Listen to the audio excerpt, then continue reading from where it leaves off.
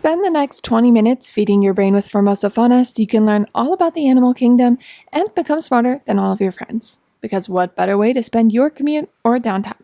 Every Friday is Formosa Fauna Friday. I'm Tristan Hildebrand, the voice of Formosa Fauna. I love animals and I just love talking about them. If you're even remotely curious about the animal kingdom, you're in the right place. On today's agenda, we're going to talk about Penghu in the news for conservation and sustainability, protecting yourself against wild bear attacks, and PETA guiding new legislation in Taiwan. We have a lot of news and updates on animals and sustainability in Taiwan. One of those news stories being about sea turtles.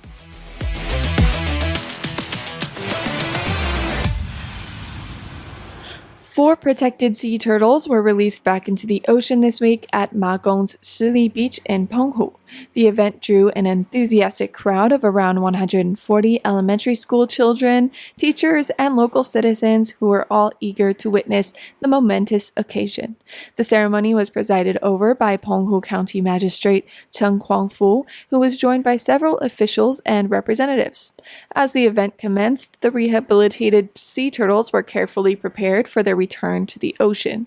With great anticipation, 3 of the turtles swam away into the sea almost immediately, disappearing beneath the waves. However, one olive ridley sea turtle had a more hesitant start, remaining stranded at the water's surface despite its initial dive. Staff from the Penghu Fisheries Research Center promptly intervened, taking the turtle back for further observation to ensure its health and readiness for life in the wild. During his remarks, Magistrate Chen explained that these sea turtles have found themselves stranded on the beach due to a variety of challenges, including adverse weather conditions, physical weakness, and entanglement in fishing nets. The community played a crucial role in their rescue, as both the public and shore patrols alerted the Penghu Fisheries Research Center when they encountered the distressed turtles. The center then provided the necessary care and rehabilitation, nurturing the turtles back to health. All 4 of the protected sea turtles were ultimately deemed fit for release, and the timing of the event was thoughtfully scheduled to coincide with high tide, maximizing their chances for a successful return to the ocean. The chosen location for the release, Shili Beach, holds significant importance for marine wildlife education and ecological conservation.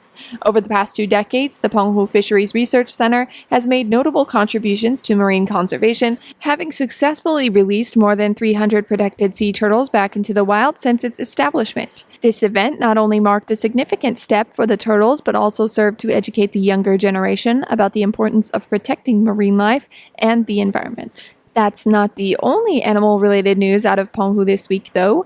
Penghu consists of around 90 islands, with the main islands being Ma Gong, Baisha, and Wang'an. The area is characterized by beautiful beaches, rocky coastlines, and unique geological formations, such as basalt columns. Traditionally, the economy of Penghu has been based on fishing and agriculture. In recent years, tourism has become increasingly important, with visitors drawn to the islands for their natural beauty, outdoor activities, and cultural experiences. Local specialties include seafood, especially fresh fish and sea urchins.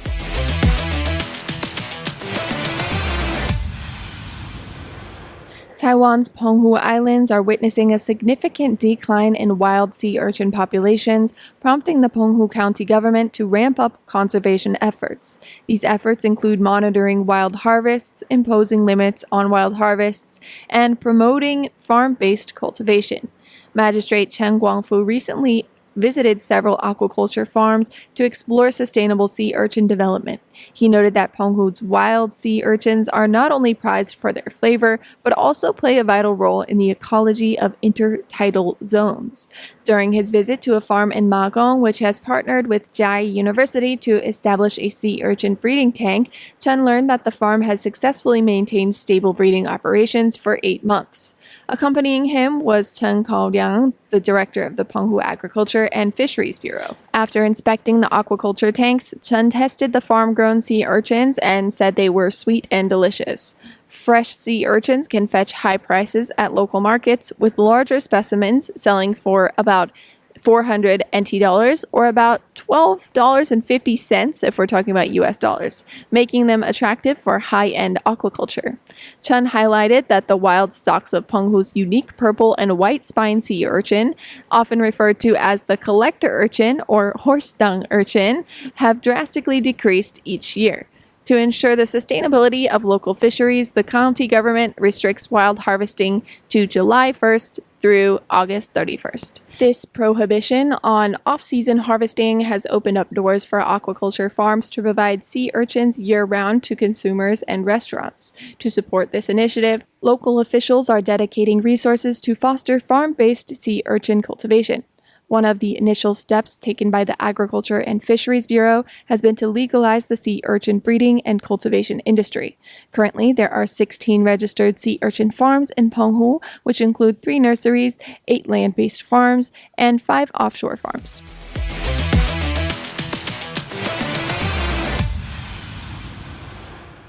With the holiday season around the corner for both Westerners and Taiwanese people in a couple of months, more people are expected to travel internationally. One of the most popular destinations is national parks, just like those in the United States. You know what those national parks have? Sometimes bears. Interestingly enough, there are no bears in Australia or Antarctica. Yeah, not even polar bears. The most widespread species is the brown bear, which occurs from Western Europe eastwards through Asia to the western areas of North America. Formosan black bears are endemic to Taiwan. They are also the largest land animal and the only native bears in Taiwan. There are only 200 to 600 Formosan black bears remaining in Taiwan. The animals are listed as among the endangered protected species according to the Wildlife Conservation Act.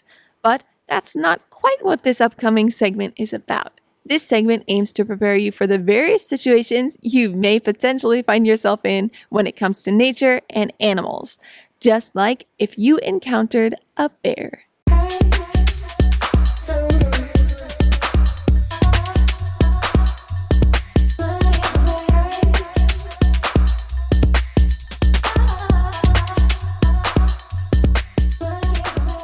Spotting a bear in the wild is a thrilling experience for anyone visiting a national park. However, it's crucial to remember that these animals are wild and can be dangerous, with unpredictable behaviors. Although bear attacks on humans are rare, they can result in serious injuries or fatalities. Each encounter is unique, so there's no one-size-fits-all safety strategy. Most bear sightings end without incident, but following some basic guidelines can help reduce risk. Your ability to remain calm can significantly influence your safety. When you enter a park, make sure to visit the nearest visitor center or backcountry office for the latest bear safety tips specific to that area and that species.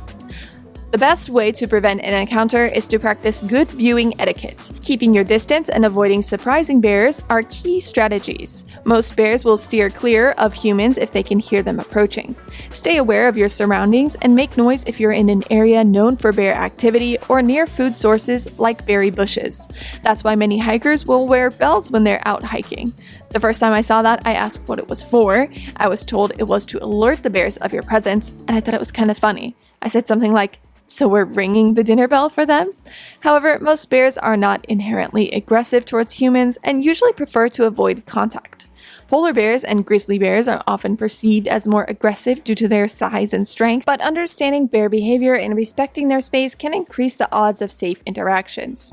If a bear notices you, there are additional steps you can take to prevent the situation from escalating.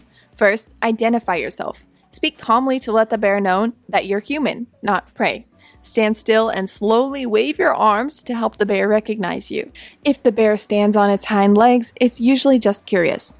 Stay calm. Remember, most bears don't want to attack. They typically prefer to avoid conflict. Bears might bluff by charging and then retreating. They may also exhibit defensive behaviors like woofing, yawning, or growling. Continue speaking in low tones to maintain calm and avoid startling the bear with sudden movements or loud noises. Protect children. Pick up small children immediately and avoid loud noises that might be interpreted as prey sounds. Slowly wave your arms above your head again and ask the bear to back off.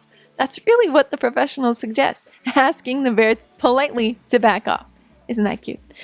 Do not run or make sudden movements.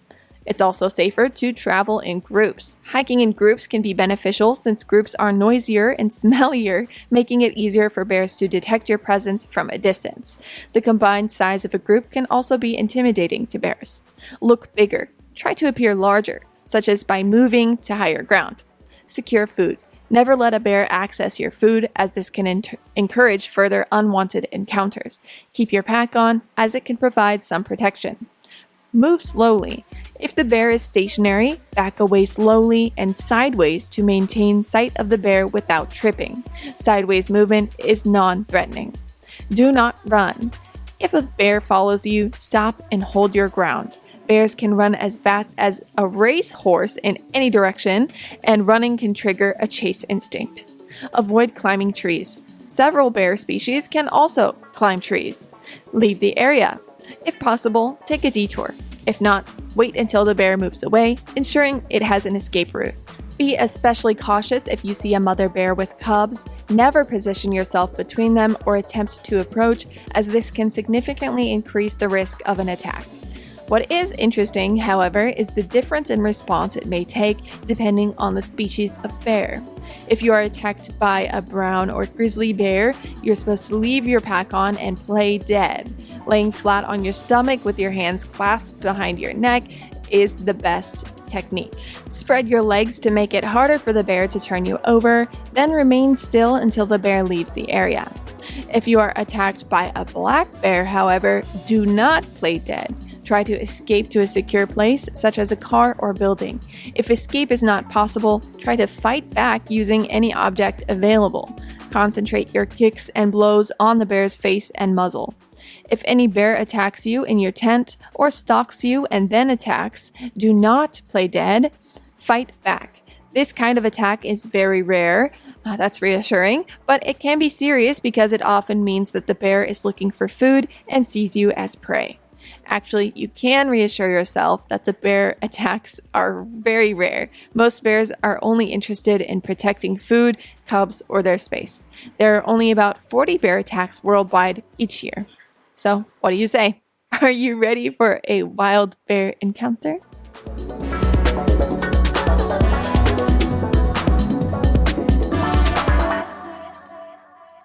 Could Taiwan be in for some reforms spearheaded by PETA? PETA announced on Thursday, October 24th, that a proposal for amendments to Taiwan's Animal Protection Act is set to be introduced to the legislature. In a press release, PETA described Taiwan's current animal protection laws as outdated and woefully deficient. The organization noted that the Animal Protection Act, which was established in 1998 and amended in 2021, fails to meet international standards. PETA's primary concerns focus on the lack of oversight and accountability for organizations that breed and experiment on animals.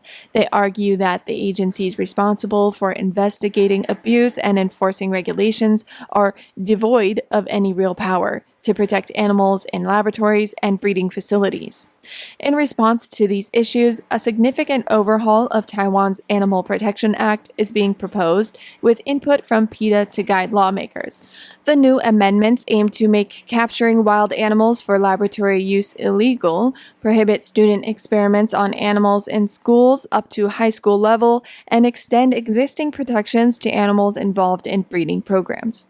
Additional provisions in the amendment include making lab inspection reports accessible to the public, mandating the use of non-animal testing methods whenever possible, and requiring laboratories that use animals for experiments to have a veterinarian on staff.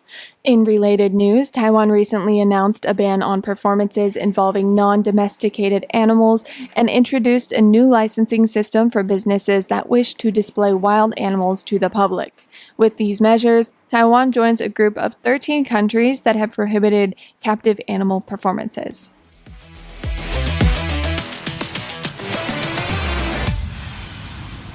We also have somewhat of a heartwarming story reported on by the BBC out of the UK, and it is about how one woman is addressing the abandoned pet crisis. The abandoned pet crisis is also something that is very prevalent here in Taiwan. So let's hear how she is tackling this crisis. Wendy Isaacs has been running a pet food bank from her home near Melksham, Wiltshire since December 2022. As the number of abandoned pets rises, prompted by the impacts of the pandemic and the ongoing costs of living, many animal rescue centers have reached a breaking point, struggling to cope with increasing demands. Wendy, a former pet shop owner, felt compelled to act as more animals were left without care. She launched her initiative to support pet owners facing financial hardships, stating, "I started this because so many people are struggling. Rescue centers are overwhelmed, and pets are being abandoned just because owners can't afford food or vet bills."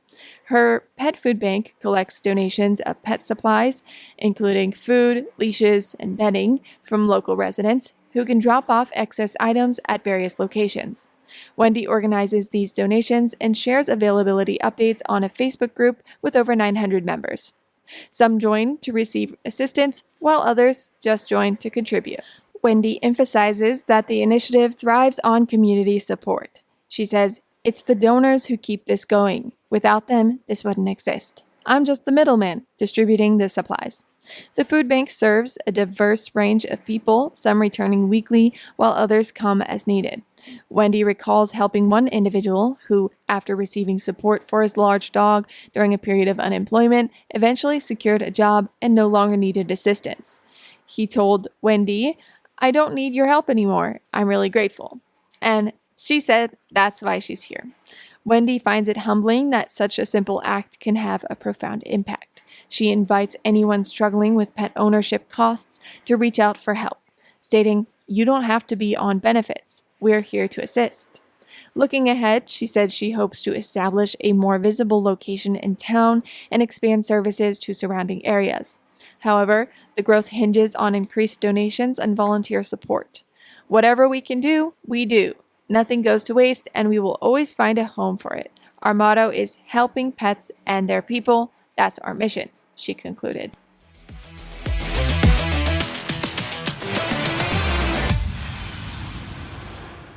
Have you ever had a memorable experience with an animal? Whether it's an observation at the zoo, an interaction with a wild animal, or visiting a pet at a friend's house, I want to hear the story. If you're a fan of snail mail, you can send me letters via the post, and if you're more digital, please send me an email. That way I can read it on air to share with all of our lovely Formosa Fauna friends. Again, it can be the simplest thing, and as long as it means something to you, it means something to me. If you do want to send in a letter, the address can be found online. Just look for the Radio Taiwan International address that's located at number 55 Bei'an Road in Taipei, Taiwan. If you're writing an email, send that to tristan@rti.org.tw. That is tristan@rti.org.tw. If you're not sure what to say, here's an example from me. I am fostering 2 cats at home here in Taiwan. They both came to my home completely terrified of any and all human beings, and I spent countless hours each day for months, not kidding you, to train them to get them to accept and eventually like humans. One of those cats is basically like a rag doll now, and will let you pick her up, throw her around, and place her however you want without attacking or resisting whatsoever. The other cat, however, just never got past that phase of feeling uncomfortable when you pick her up. She doesn't bite or scratch people either, but she will complain nonstop and resist until you put her down. She has a mixed color code with one unique orange foot, and just yesterday my friend and I discovered that if you pick her up but let her orange foot stay in contact with the ground, she's okay with it. All right, making it to the end of an episode makes you a Formosa Fauna friend. Thank you for tuning in, friend. It's not gross, it's cute, okay? All animals require enrichment, and Formosa Fauna is one kind of that. After all, we're all just a bunch of wild animals. See you next time for Formosa Fauna Fridays here on Radio Taiwan International.